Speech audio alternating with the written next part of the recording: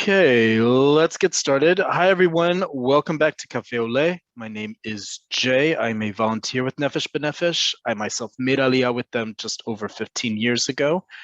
And here at Cafe Oleh, we go over the everyday Hebrew you need here in Israel to succeed, whether that's reading your electricity and other utility bills, whether that's going grocery shopping and reading nutritional labels, keeping up with the news, the latest slang, how to get into an argument, whatever it is that you're used to feeling comfortable conversing about in your respective countries of origin.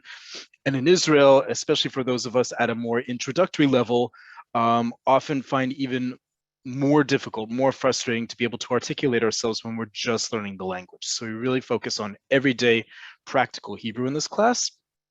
As always, we want to hear from you what topics you would like us to cover in these lessons. We're really open to suggestions. You will see on Nefesh B'Nefesh's YouTube channel all of our previous sessions. This one will go up in the next 1 to 2 days. So you can have a look. There's a playlist devoted exclusively to Cafe Oleh there. You can hit the subscribe button with the Nefesh B'Nefesh channel and get updates when the latest episode uploads there.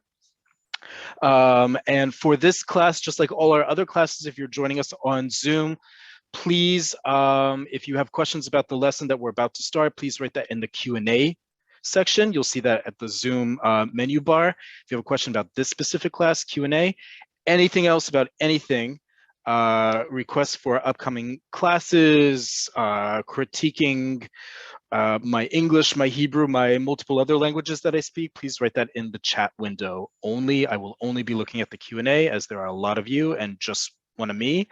And we have quite a bit to go over today.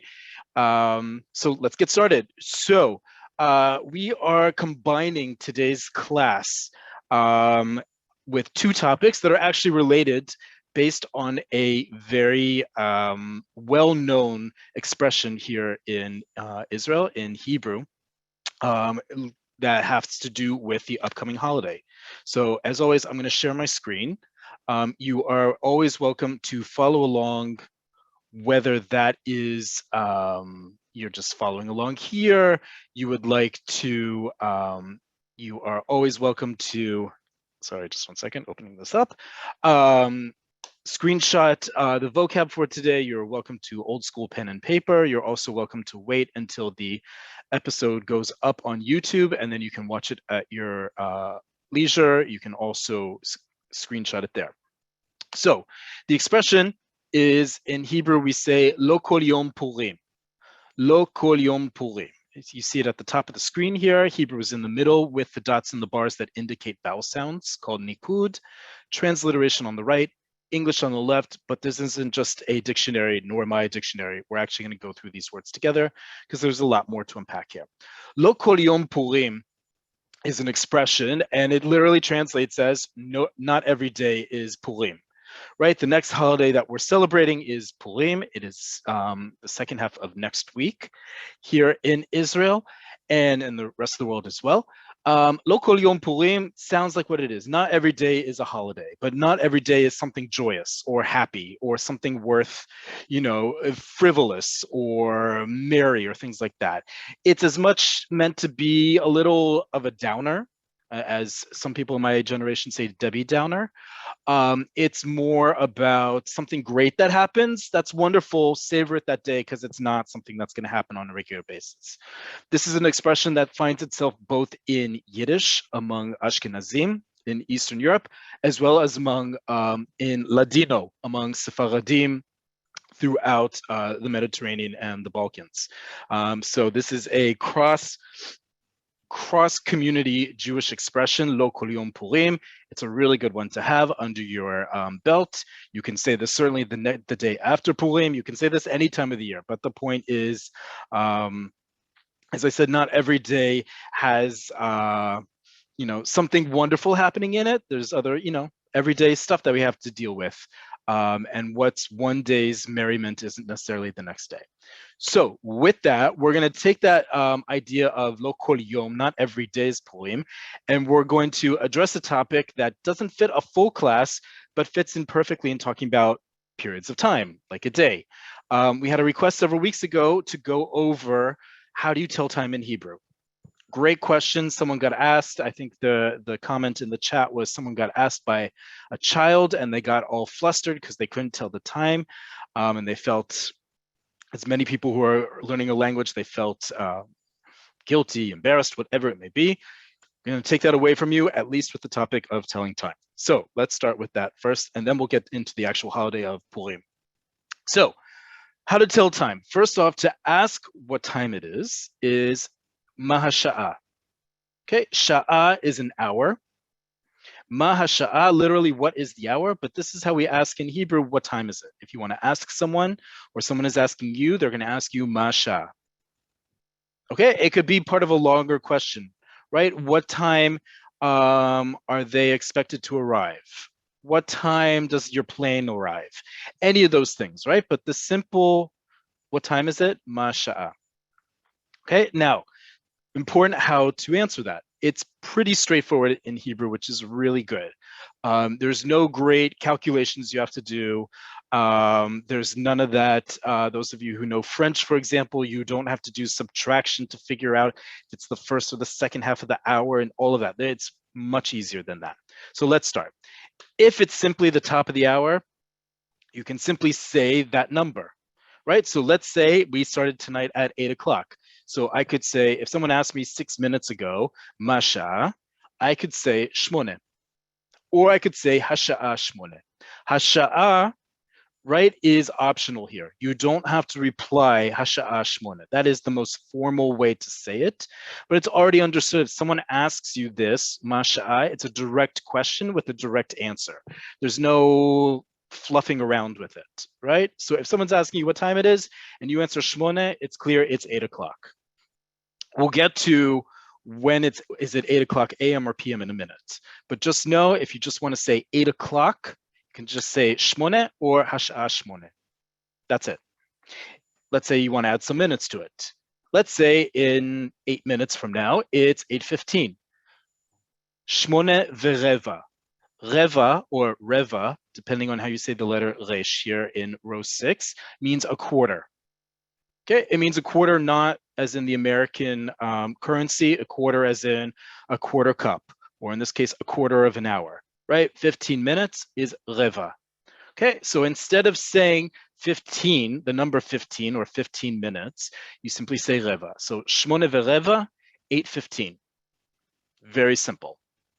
If you want to say 8:30, shmone vechetzi. Okay, you take the hour and then you add the minutes. Okay, so shmone vereva, hour minutes, 8:15. Shmone vechetzi, hour minutes, 8:30. Let's say I want to say 8:45. Now here you have to do a little bit of subtraction, but it's not the end of the world. Okay, even for those of us with our love-hate relationship with math, this isn't the hardest. Reva le teisha, right? A quarter to 9, just like we say in English, is 8:45. Okay, so instead of saying 8:45, shmone arba'im v'chamesh, very few, if anyone, is ever going to say that. Probably people who are just learning the language because they don't know the expression reva le, right, are going to say that. But instead of saying 8:45 literally, you're going to say a quarter to 9, which is, I hope we all know, the exact same thing. So reva le teisha, a quarter to 9 is 8:45. Okay, so row 8 here, reva le. Okay, that's the only one that doesn't follow that easy hour minute. In this case, it's quarter to 9, just like we would say in English. Okay, let's say the numbers aren't so neat and you want to actually say the actual minute it is. Right now it is, well, I timed that almost right. It's 8:09. I wrote here 8:08. Close enough, but good on me in knowing how long this would take to get to this point. 8:08. Let's say I want to say 8:08. You have two ways that you're going to hear it commonly in Israel. Either you're going to hear shmone u shmona, or shmone u shmone dakot. Now let me explain. Shmone, now remember we did numbers a few weeks ago and we racked our brains over numbers and gender and how that works. Because sha'a is feminine and the default in counting numbers is feminine, we're going to say the hour, the number of what time it is, in the feminine. So hasha'a shmone, right? That was at the top. Shmone is the feminine of the number 8. Shmona is masculine. Shmone, so it is 8 o'clock. And if I want to say 8 minutes, you're going to hear two different ways. You're going to hear the masculine used to make sure that it's differentiated, or you're going to hear proper Hebrew, which is shmone u'shmone dakot. Okay, 8, and it's 8 o'clock and 8 minutes. Okay, if you want to be on the safe side, it's simply that, shmone u'shmone dakot, right? Whatever the number, the minutes are, you're going to say it and then follow it up with the word for minutes, which is dakot. Okay, daka is 1 minute, dakot numbers, right? So if I want to say right now it is 8:11 here in Israel, shmone v'achadesre dakot. Okay, very simple. 8 and then the number and then the number and then the word for minutes. Very simple. Now, let's say you want to be more specific what time it is. How do you do that in Hebrew? So we have a whole bunch of other words that are important to know. First off, let's start off with the easy part. In Hebrew, we do not have AM and PM. We don't have those words. You can approximate it by what time of day it is, and that's what we use here in Israel, but there is no literal translation. Before everyone jumps on me, there is no literal translation used in everyday Hebrew for AM and PM. Instead, we use times of day. And we need to go through the times of day because they do vary based on who's speaking and people's perception of time and space, but I'm going to make it a bit easier for you than all of that metaphysics. So first off, if it's the morning, that's probably the easiest one for you, right? Babokel. Babokel, bokel is morning, right? In the morning. If I were to say hasha'a shmone babokel, it is 8 a.m. It is the equivalent of saying 8 a.m. or 8 in the morning. Okay, that's how we say it. If you need to specify the time of day it is, not just the hour, but the actual time of the day it is, you add one of these words that we're about to go through. So the first one, shmone babokel. Shmone babokel, 8 a.m. Okay, no ifs, ands, or buts about that. Now, what if I said it is achad batzoraim, or it's sohoraim? Tzohoraim or tzohoraim is noon. But noon, as it's used in everyday Hebrew by people speaking it, actually is a little bit more than just the hour, the hour between 12 and 1 in the afternoon. It sometimes usually gets stretched all the way to 12. Right? So tzohoraim is a little bit more ambiguous than just saying noon. And I know this because people will rarely say it's 1 and then use the word for the afternoon in a little bit. But just know that tzohoraim often gets stretched out. I would like to think here in Tel Aviv, at least, that's because people take their lunch breaks at all sorts of different times, not just at noon. Especially those of us in high tech or startups or things like that. But even so, you're going to hear people say achad batzoraim or achad v'chetzi batzoraim, or they're just going to say achad v'chetzi. Also keep in mind here in Israel, you're going to see both ways of writing out times. And as you see here, I wrote out in the 24-hour method. Most people will write the hours in Israel in the 24 hours. If it's understood what time of the day you're talking about, or it's followed up by the time of day, then you can use the 12-hour method. Okay, so for those of you who are not familiar with 24-hour writing, if it's a big number, you just subtract it by 12, you figure it out. Okay, so 1400, as they say in US military time, is 2 in the afternoon. Okay, but you will need to get used to that because you will see it quite often in terms of writing out the time of things. Okay, now, afternoon. Afternoon is one of the more ambiguous periods of the day. Because the afternoon, like I said, some people will already say the minute after 12 o'clock is the afternoon. Some people say it actually doesn't start until a couple hours later. But just know that acharei hatzoraim is quite a chunk of time, right? So shalosh acharei hatzoraim, 3 in the afternoon, or 3 p.m. if that's how you want to translate it, but just know it's using the term afternoon here.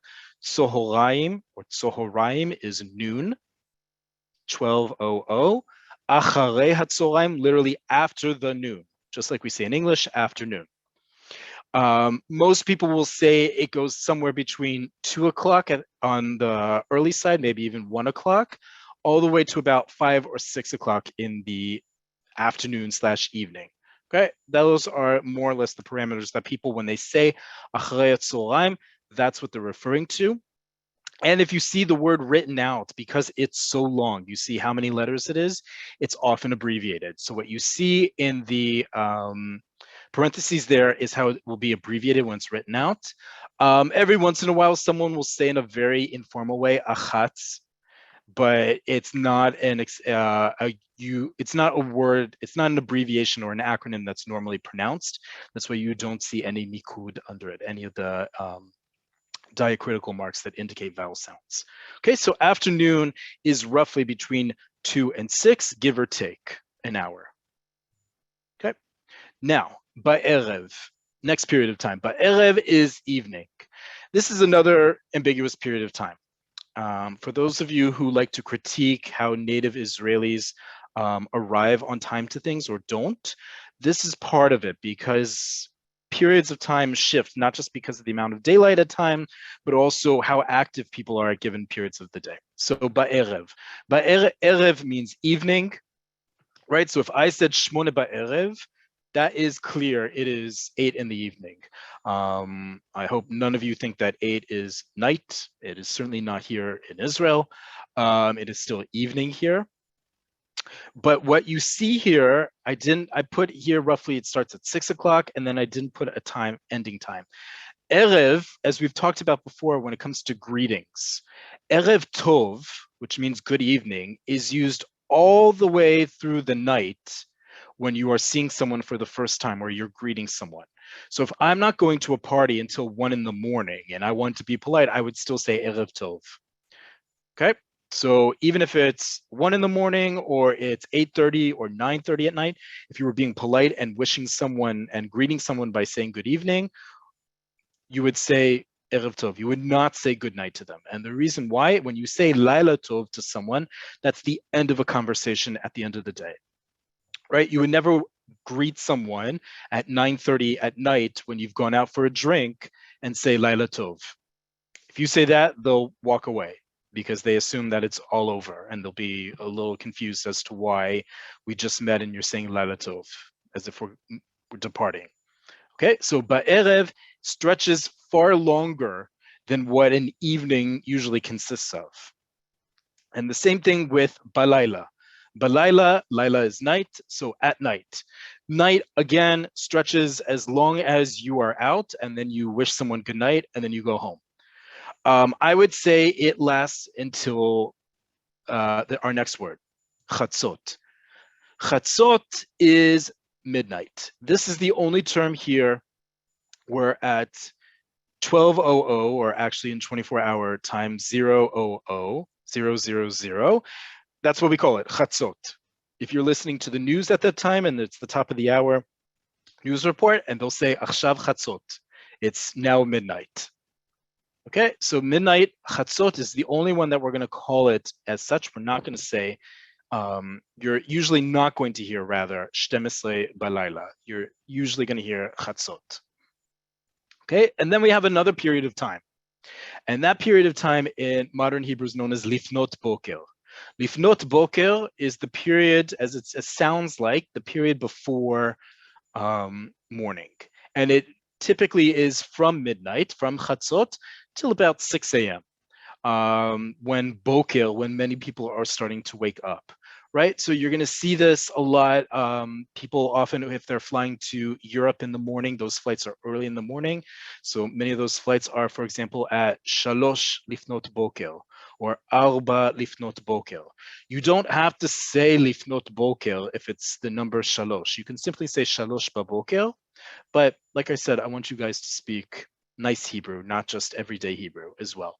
So shalosh lifnot boker makes it absolutely clear you are waking up at, your flight is at 3 a.m. No ifs, ands, or buts about what time it is. It is middle of the night or very early in the morning, however you want to see it. Okay, We're gonna switch over to Purim. If you have any questions about this, please write in the Q&A. I promise we'll go back to both topics as we have time for it. Okay, so Locolyon Purim, we said is not every day is Purim. We talked about the Yom, meaning the time. Now let's talk about Purim. Purim, first off, let's talk about pronunciation. Israel is a country of immigrants. Everyone has an accent in this country. Everyone pronounces things, I would say, in probably about a couple different major ways. One of those is the letter resh. So people will say resh, some people say resh, some people say resh. We all have different customs in ways that we pronounce these things. However, there is modern Hebrew. Modern Hebrew is as much its own invention as it is a compromise between the Ashkenazi pronunciation of Hebrew and the Sephardi pronunciation of Hebrew, as well as the reality of absorbing immigrants from all over the world. Why do I say that? Because many of us coming from North America and the UK learn Hebrew with one accent or another, be it Ashkenazi, which is the primary one. Many of us have learned in North America and the UK, but also Sephardi. So it's important to be sensitive to the fact that if you call things in Hebrew, even if it's Jewish tradition, in your non-Israeli accent, some people will not understand you. Some people might even ridicule you. That's their problem, but certainly the understanding part is important. So I say that in understanding, if you get a wrinkled face when you say Purim, if any of you say Purim, it's not about disavowing your Ashkenazi heritage, right? But just know that in modern Hebrew, it's Purim, okay, or Purim, either way. The accent, like we've talked about many times, is on the last syllable, not on the second to last. And it's a long vowel. There's a reason why there's a yud there. It's to understand it's a long vowel in the word Purim up here. Okay, so some of the words we're going to go through now are pronunciation. Some of them are also words that you probably know from other languages, or Jewish adjacent languages, we'll call them, but not in modern Hebrew. So it's also important if you're trying to find certain things in order to celebrate, or you're not understanding what's going on, we're going to go through that as well together. So let's start, as I was just explaining, the various different minhagim. Minhag is a custom. Okay, not customs in the airport. That's a different story. That's a different word. Minhag is a custom. Okay, so let's start with one custom on Purim, which is mishloach manot. Pay attention to how I'm saying it again. This is not the Ashkenazi pronunciation of this custom. It is not the Sephardi pronunciation of this custom. Mishloach manot. If you are looking to do the act, the mitzvah of Mishloach Manot, this is how we say it and write it out in Hebrew. Mishloach Manot is for those of you who don't know, is a tradition on Purim to give a basket of edible goods, treats to neighbors, well-wishers, friends, whomever. There are certain traditions that go along with it. If you are in any grocery store, regular store, boutique store in Israel, basically now until the end of next week, you will see pre-packaged gift baskets of all different varieties. Some have mini bottles of wine or liquor in them, all sorts of different foodstuffs in them. There are some very creative ones. There are some sort of pre-packaged ones, or you can make your own. But you'll see a lot of these all over the place, as well as companies offering various different kinds of mishloach manot to put together. And just know that the two words that comprise this idea of a gift package that we give on Purim is mishloach, which means delivery, and manot. Manot are portions or rations or dishes, even in some respects. A mana is a portion. So mishloach manot, a delivery of portions, of rations, right? Because the idea is you're supposed to have a certain amount of different foodstuffs given to a certain amount of people. It's a lovely tradition. There's some really nice gift baskets out there. And like I said, there's some just sort of meh ones with questionable chocolate in it and all sorts of other goods, or perhaps not so good goods. Okay, so that's one. Here's one that, again, is you need to understand, if you're looking for it, how to pronounce it. Okay, if you're going to a regular supermarket, grocery store, and you ask for hamantashen, unless it's clear this is a European style bakery or a European style store, they're not going to know what you mean. They may know what you mean because their grandmother uses that term, right? Or they heard it in school once.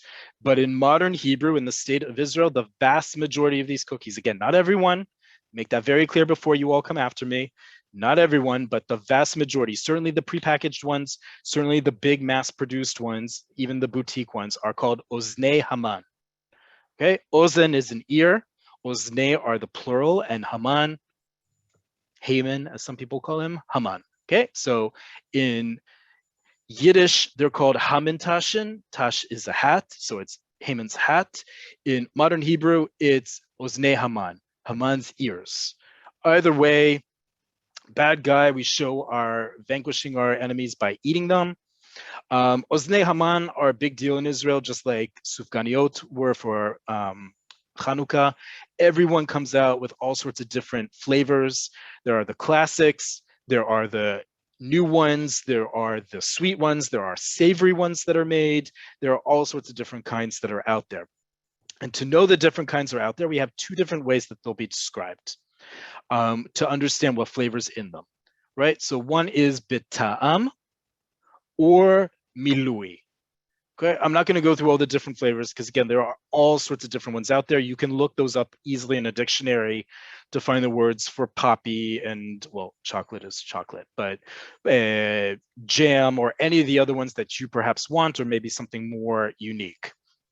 Okay, but they're going to be labeled as bita'am and then followed by the flavor, or milui and then the flavor. Bita'am comes from the word ta'am, flavor or taste, and bita'am is the equivalent of dash flavored, right? So if I was looking for poppy seed flavored Oznei Haman, poppy seed flavored Hamantaschen, I would ask for Oznei Haman bita'am pereg.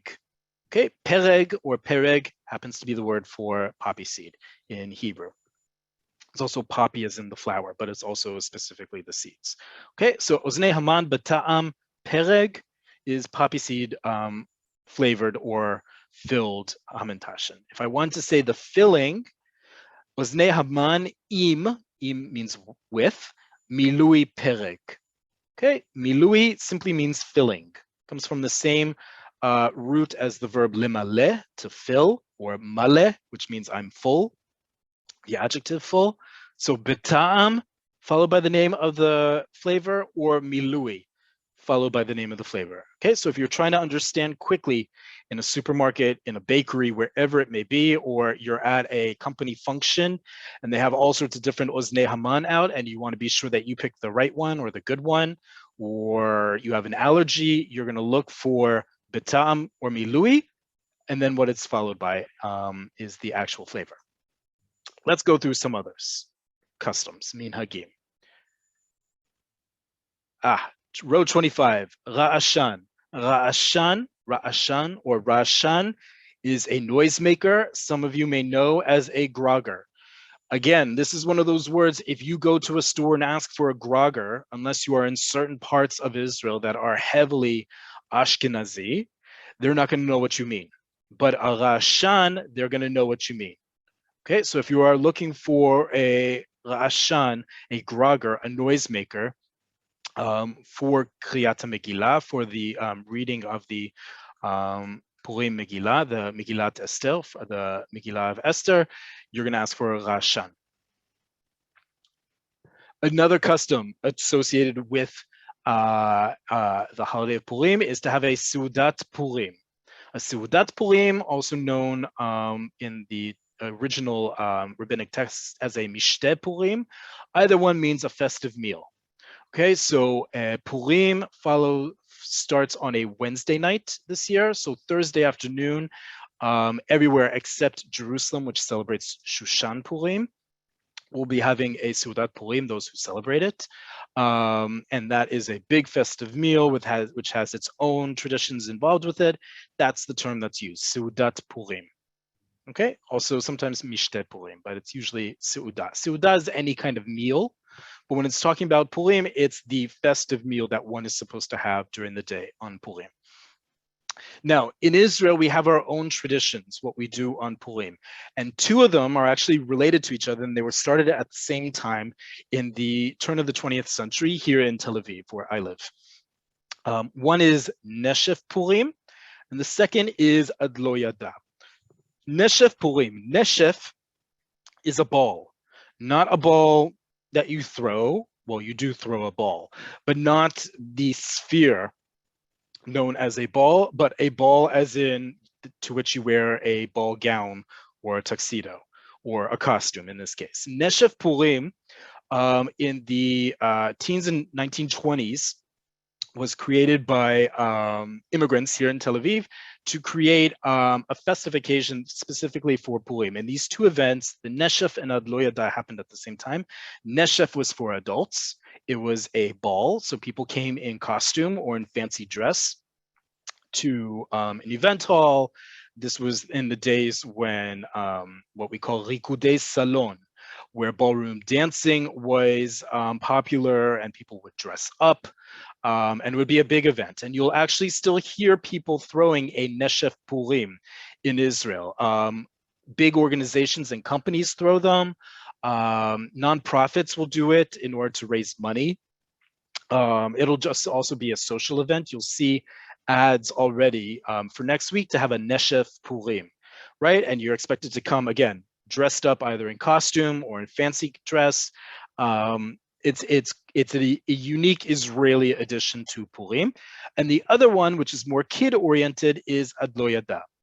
Ad Lo Yada comes from the rabbinic imperative that one is supposed to drink and be merry on Purim, Ad Lo Yada, to the point that they don't know the difference, they don't know, Yada, between the blessing Baruch Mordechai, blessed is Mordechai, right? The protagonist, the hero of the story, one of the heroes of the story, excuse me, Ve'arur Haman, and cursed is Haman, the antagonist of the story, right? Ad Lo Yada is in the original Mishnah, it's three different words. It was mushed together as one thing, and it became this mitzad, our next word. It became a parade that was first started here in Tel Aviv, and it wasn't carnival, right? Many people associate Purim with Carnival and Mardi Gras because it's the same time of year, as opposed to those traditions among Christians, which are full of revelry and drunkenness and all sorts of things. Ad Lo Yada was very highly organized, and it was kid-friendly and kid-oriented. So you had parades, you had floats, you had marching bands, you had all sorts of different things, but it was very orderly. There were rules about what you could and could not display as a costume or as one of these floats. You couldn't do anything that was disrespectful to Jewish tradition or to Zionist leaders. Ad Lo Yada fell out of popularity, especially leading up to the War of Independence. It then became very popular again in one of Tel Aviv's neighboring cities. The city of Hulon, which is just to the south of Tel Aviv, is known nationwide for their Ad Lo Yada, right? Many other cities in the country will have some sort of mitzad on Purim where kids will march around in their costumes. Usually is like a half day of school, but they'll also, the municipality will throw a mitzad, a costume parade. But the one in Hulon is the Ad Lo Yada that's shown on live TV here, and it has actual floats.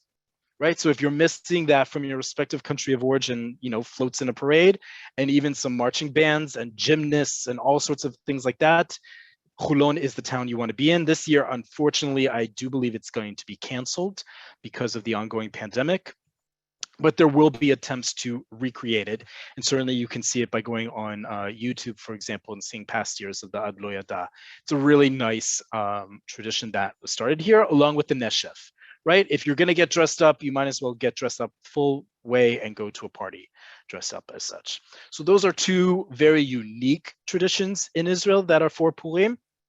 And they will go this year throughout the weekend, because remember, Purim starts on a Wednesday night and through Thursday. And in Israel, the weekend for many people starts already Thursday night. Not everyone, but many people don't work a full day on Friday, if at all. So they have Friday as well to continue. If you're in the town of the city of Jerusalem, they follow Shushan Purim, which means that they will only start celebrating Purim Thursday night going into Friday. But because it's going all the way into Shabbat for both of them, it's one long party weekend. So here in Tel Aviv, there's already announcements for all the different parties that are happening starting Wednesday night through Saturday night, of all different stripes and colors and flavors and communities and things like that. Certainly that goes for all the other major cities and even small towns in Israel. It's obviously quite a time to, it definitely is Purim, right? You see it, you feel it with the amount of Oznei Haman and the Mishloach Manot and the costumes that people are buying, and you'll already see children dressed up, and certainly children at heart. People already dressed up in their costumes starting early next week or even this weekend, which then gets into, wrap up here and then get to your questions. One of the most important things that's asked at this time of year, probably the thing that's asked in the workplace, among friends, in school, just random people you meet, you're going to ask each other, what are you dressing up as, right? Tachposet, a costume, is really popular this time of year, and it's a real big deal. Whether you like the tradition or not is irrelevant. Many people in Israel love the tradition of the minhag of dressing up. And so you see all sorts of different types of costumes, from the very creative to what I would call the recycled Halloween costumes from the United States that end up here. Regardless of what you call it, it's a big deal. So how do you go about asking and saying, what are you dressing up as, or I'm dressing up as? Here's how you do it. The verb to get dressed up in a costume is lehit chapes. Okay, tachposet is a costume. Lehit chapes is to dress in a costume or to wear a costume. So the way I would ask it to a man is lema or lemi ata mitchapes. Okay, lema or lemi ata mitchapes. Now, that first part is important to understand the difference. Ma as a question word means what, and mi as a question word means who. It's preceded by the preposition le, the letter lamed, because lehitchapes is always followed by the preposition le, right? So just like you would say in English, in good English, that is, to whom are you speaking, or with whom are you speaking, right? The preposition comes at the beginning, right? It's one of those what we think is antiquated rules in English, that a sentence isn't supposed to end in a preposition. Hebrew has the exact same thing. Okay, so the preposition will not only come at the beginning of the question, it'll be attached to the question word. So it's clear, just like in English, to whom, we're asking the same thing here. So if you want to ask, what are you dressing up as? You'll say, lema ata mitchapes, when you're saying it to a man. If you want to ask, who are you dressing up as? Lemi ata mitchapes. You can pick either of these, right? Because people dress in all sorts of different ways, as a person, as a personality, or as an animate object. But either of these, just so you have the option, whether you want to ask, what are you dressing up as, or who are you dressing up as? So what are you dressing up as to a man? Lema ata mitchapes. To a woman, lema at mitchapeset. And if you want to say, who are you dressing up as? Lemi ata mitchapes, to a man. Lemi at mitchapeset, to a woman. Okay, so first row here, row 31, is to asking to a man or to a male. Second one, asking to a female, regardless of age. Okay. And then you're going to answer accordingly if you have a costume or you are dressing up, right? I didn't put in the option here of I'm not dressing up, but you can certainly say that as well. If you want to answer I'm dressing up as, okay, for a man, you're going to say ani mitchapes le, row 33 here. And for a woman, ani mitchapeset le. Okay, so ani mitchapes, male, ani mitchapeset le, female. Okay, so I'm dressing up as, you'll fill in the sentence there. And again, Just like with fillings of Oznei Haman, there are all sorts of different things up here. You can look up those words on your own, how to say a clown, a pirate, a fairy, a whatever it may be, whatever your creativity takes you to, all those different ways to do it. And I see we have a bunch of questions, so let's stop here so I can answer a whole bunch of them.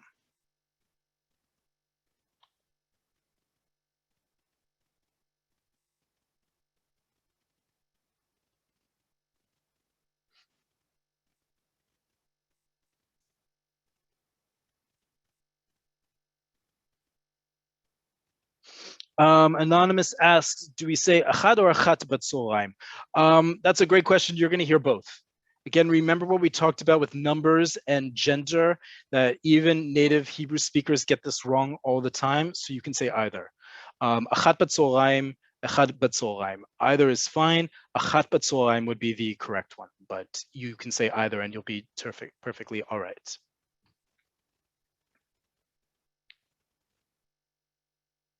Okay, I see a bunch of these questions I answered already. Anonymous, how do you say good afternoon?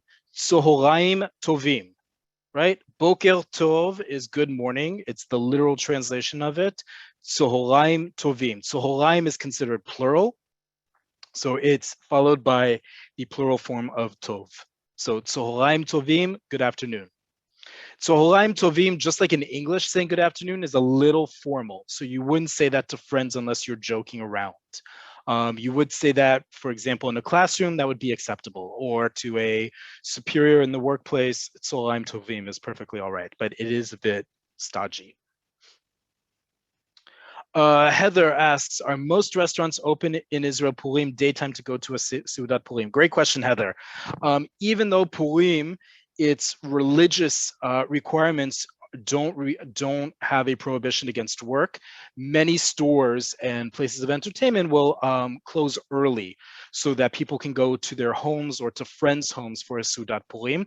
There will be restaurants that will offer a Sudat Purim, right? It'll usually be a prefix meal, and it'll be festive in that respect. You can check your favorite restaurant and ask them in advance, but it's obviously not, it's not Shabbat, it's not Pesach or Rosh Hashanah where there's a prohibition against work, and thus Israeli employers are not required to be open. It's certainly kosher restaurants, but there will be some that are closed because it is a day, it is a vacation day. Great question.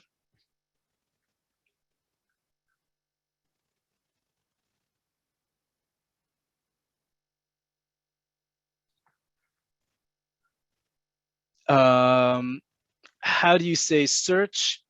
Not lechapes. Yes, lechapes is the verb for to search. It has the same root as lehitrapes.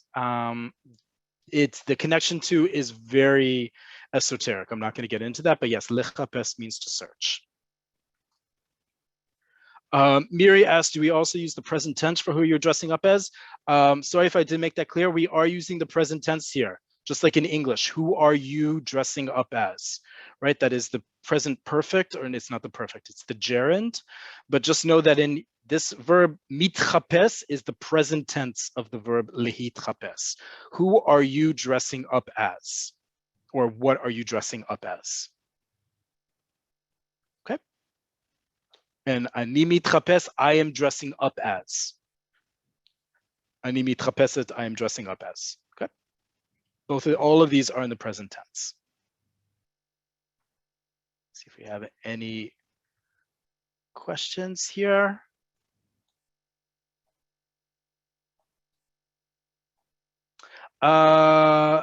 Elizabeth asked, the word for filling, is that the same as IDF reserves?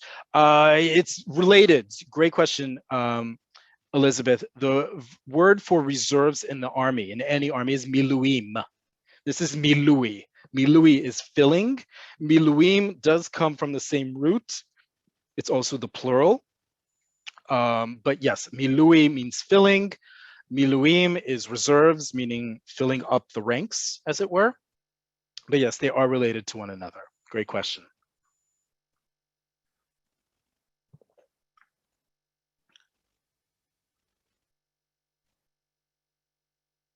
Shira asks, sounds like the root of dressing up and finding searching is the same. How do you know which one someone is asking? Great question, Shira. We talk a lot here about a shoresh. Shoresh or shoresh is the root. It's the 3 letters that create the vast majority of Hebrew words, and they have to be in a very specific order to mean something. So in this case, the root is, right? We talked about chet, pei.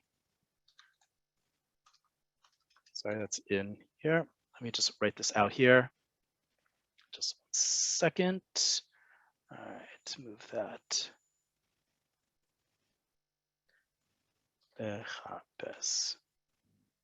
Let me make this very clear to all of you that it is, don't need to be too confused by 2 verbs. They are very different verbs. And we've talked about this before, that not only is spelling very critical in modern Hebrew, if not destiny, so is pronunciation. You can't just drop letters unless it's eliding between vowel sounds, like the guttural sounds like aleph or ayin. But for example, lechapes, this first word here, right? Lechapes. Let me make this bigger so you can see the transliteration here. Lechapes and lehitchapes. 2 very different verbs. Lehitchapes.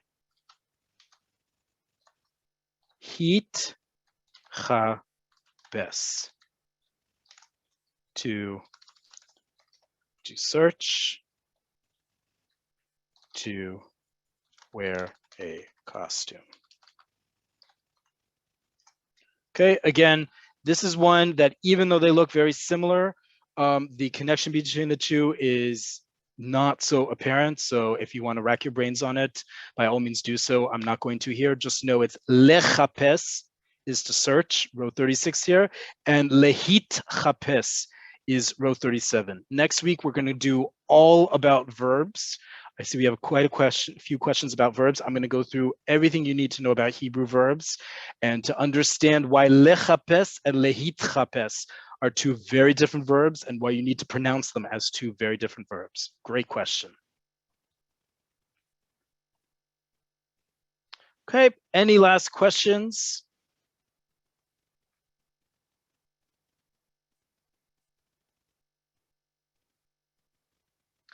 Shira asks, why does afternoon, soharim plural, when the others during the day are single, erev boker? They just are. I can say that the same is in other Semitic languages. It's the same thing in Arabic, for example, that noon in and afternoon are plural, whereas morning, evening, and night are singular. It just is. Irene, lehitchapes is choose. No, Irene, please look again. Anyone? Again, lechapes is to search. Lehitchapes is to wear a costume. Do not confuse the 2. They are 2 very different verbs. Lechapes, lehitchapes. You can even see, even if you can't read Hebrew, you can see there are extra letters in one versus the other. 2 different verbs. An anonymous asks, is chatzot used for noon as well? No. Anonymous, as I said here, up here, midnight is chatzot. It is only midnight. It is 000 on the clock, or 12 a.m. for those of you who use a.m. and p.m. It is not the same thing as noon. Absolutely not. Do not say at 12 p.m. chatzot. It is only midnight. Okay. We're going to wrap up here, and I see a bunch of people asking, how do you say Happy Purim in Hebrew? So very simple. You can either say Purim Sameach or Chag Purim Sameach. Very simple. Purim, the holiday Purim, Sameach, happy, right? You can say Happy Holiday of Purim or just simply Happy Purim.